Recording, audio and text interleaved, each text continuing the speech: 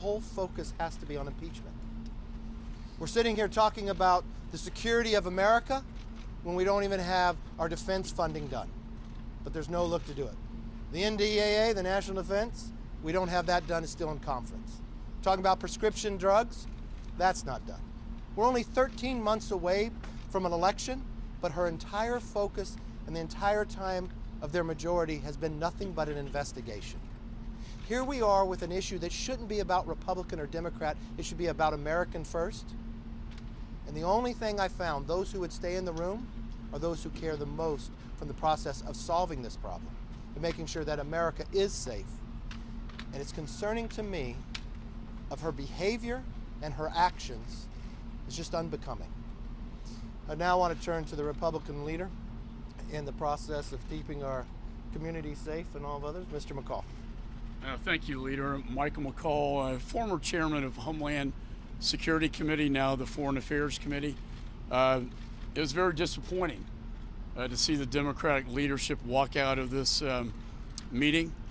I've never seen this before in my tenure in Washington. It was a very important meeting as well. We saw the previous administration losing the war to ISIS, the creation of the so-called caliphate. And as I point out to the president, within 1 year, this president crushed the so-called caliphate in Iraq and Syria. And today we see the situation is a little different.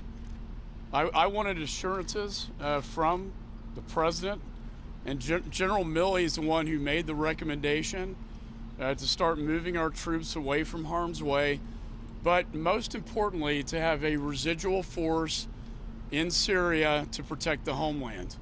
I was given that assurance today that we are not withdrawing completely from Syria. We will have a residual force of special operators to first and foremost protect the homeland. We're no longer engaged in nation building. I think the president wants other nations to share the burden and the cost in the war on terror and other coalition force responsibilities. So that was my biggest takeaway from the meeting, is that it's not a complete withdrawal. We will have forces to protect the homeland.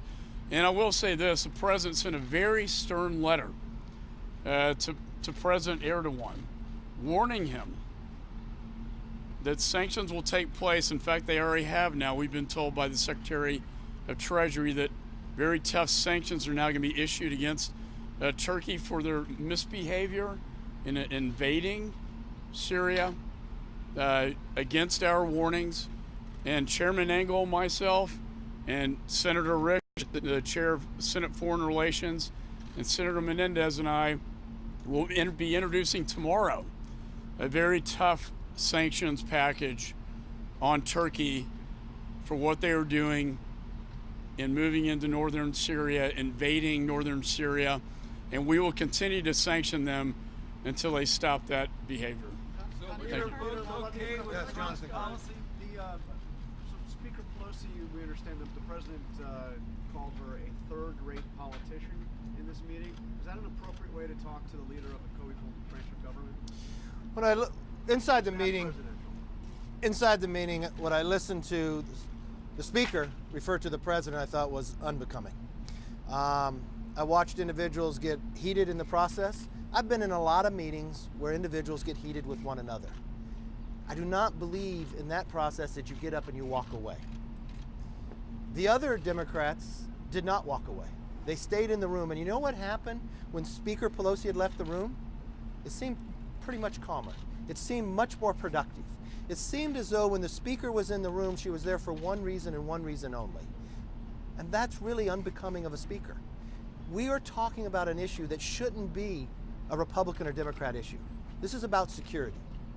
And this isn't the first time that she has done this. This isn't the first time that I had to witness this. And what's unfortunate, we had a very good productive meeting afterwards where people had difference of opinion, but no one said the things the speaker said. No one raised the voice in the end. No one did it from a perspective of what Schumer did, always not letting, always have to carry on.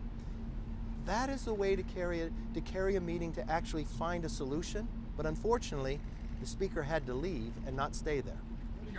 Yes. Trump policy in Syria. You look over camera. Strategically brilliant for the United States. If that's the case, why do we need sanctions against Turkey?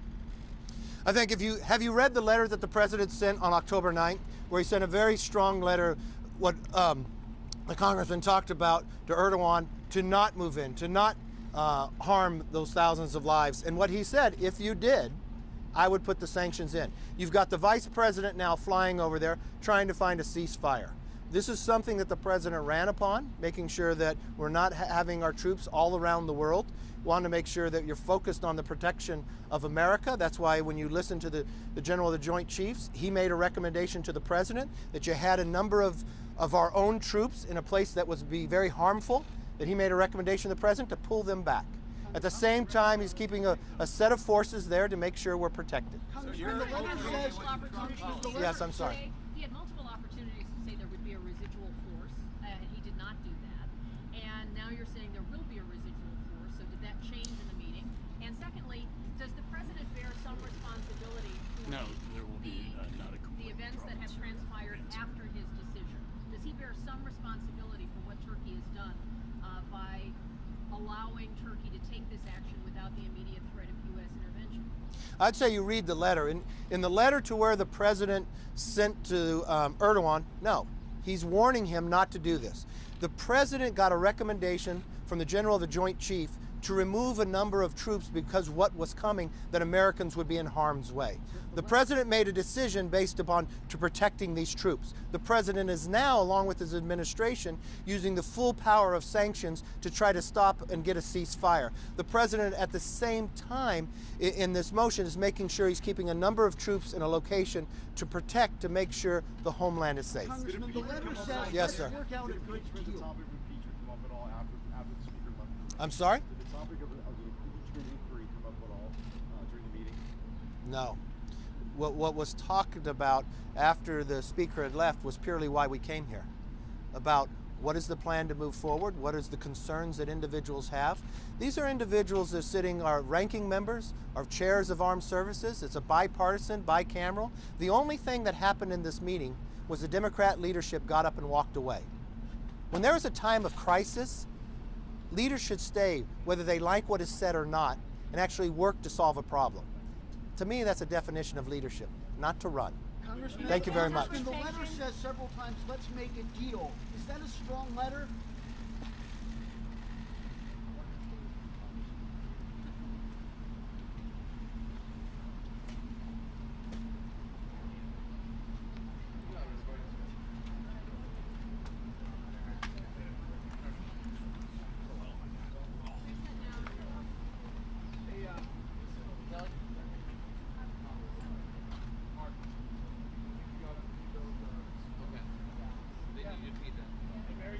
Yeah, we need to feed this and also 5 p.m. lunchtime. Yeah, 5 p.m. Inside the briefing room.